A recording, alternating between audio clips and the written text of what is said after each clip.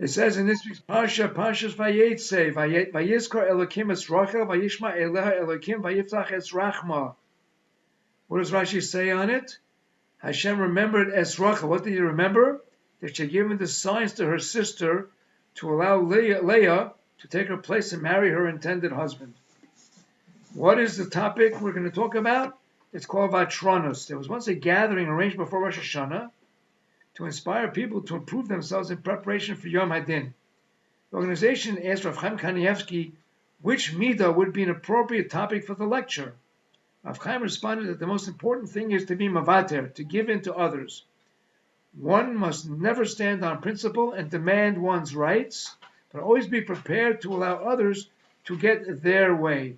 The only area in which one may not be mavater, said Rav Chaim, is in spiritual matters.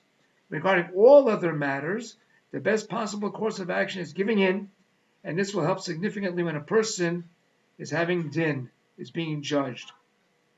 There was someone who regularly davened in the famous Letterman Shul at the 8 o'clock minyan, the shul where Rav Chaim davened. On the other side of his father, however, he wanted to daven at the earlier minyan, Kavasikin. There was another man, however, who was within a year of his father's passing and regularly davened at the Vosikin minyan.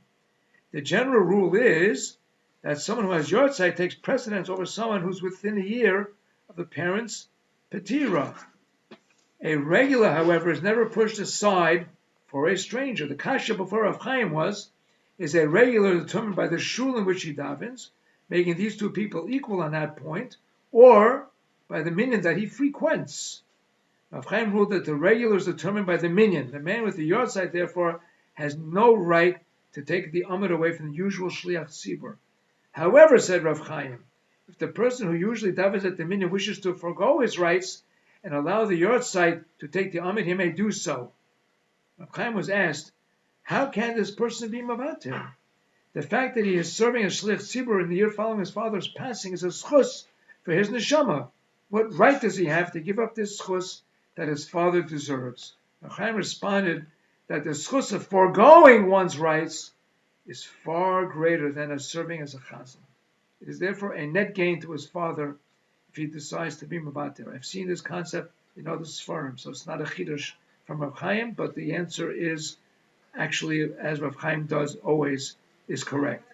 The issue is not yet put to rest. Listen to this. The father of the person who regularly davened for seeking was known to be a very tough guy, always demanded what was coming to him. Since in his lifetime he would certainly not have chosen to be mavater, does the son have the right to do so now on his behalf? The fact that he would not have given in during his lifetime is irrelevant, Paskin Rav Chaim. That was because he was blinded by the fancies of this fleeting Olam Hazeh.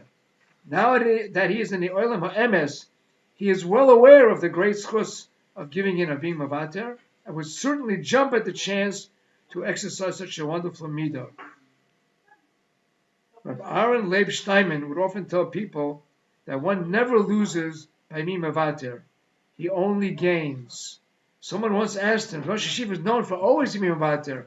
What gain has he received from his constant vatranus? Rav Steinman responded, I have seen many times that Hashem protects me in Tzarchei Tzibur matters. When I am missing a vital piece of information, Hashem makes sure that I find out that which I need to know. Someone relayed this exchange to Rav Chaim and asked, where's the midah keneged midah that makes this protection an appropriate reward for being mavater, from giving in? Rav Chaim explained, it is almost unheard of that you should never make a mistake due to lack of knowledge. There are simply too many relevant factors for him to be always having the necessary information at his fingertips. When someone does more than is required of him, then the Fnei Meshuras Hadin, Hashem deals with him in a way that also goes beyond that which can be expected.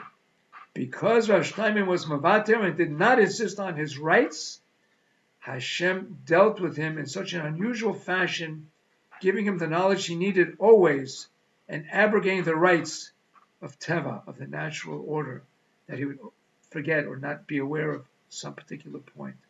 Rav Steinman once actually used Rav Chaim as a proof that one never loses by giving in. Rav Chaim is the only son of his father, the Stipler, The halacha is that when there are sons, daughters have no claim on the Yerusha. When the stipler passed away, Rav Chaim was mavater on his Yerusha and gave his sister, the widowed Rebbetzin Barzam, all of the printing rights for all of the Sfarim of the stipler. The Kilas Yaakov, the Chayoil, and Brechas Perish, Shirim Shal Torah. Look, did Rav Chaim end up losing anything for his Vatronas? Of course not. Hashem paid him back in full measure. Someone once asked Rav Chaim why it was that he gave up his rights to the Sfarim. Rav Chaim answered with his characteristic simplicity and humility. Abba lived in her house for many years. She deserved it. He didn't see that as being anything unusual or not coming to her. Look at all these midos we can learn from these gedolim. Let us learn a little bit and try to emulate them in whatever little way we possibly can to be better people. Shabbos.